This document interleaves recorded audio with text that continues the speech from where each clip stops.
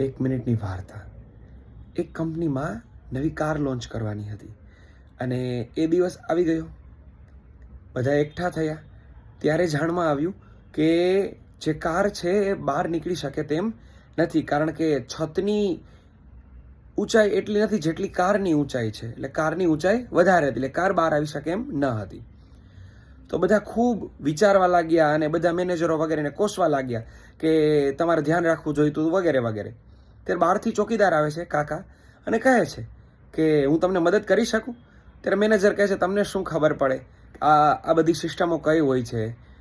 તો કાકાએ કે પણ મને એક મોકો તો આપો. તો કહ્યું કે હા તમે કહો. તો કાકા કહે છે કે આ ચારે વ્હીલમાંથી થોડી થોડી હવા કાઢી આપો અને બહાર લઈ લો, આવી જશે ને પછી હવા ભરી દેજો. બધા આશ્ચર્યચકિત થઈ ગયા. કર્યું, કાર બહાર આવી ગઈ.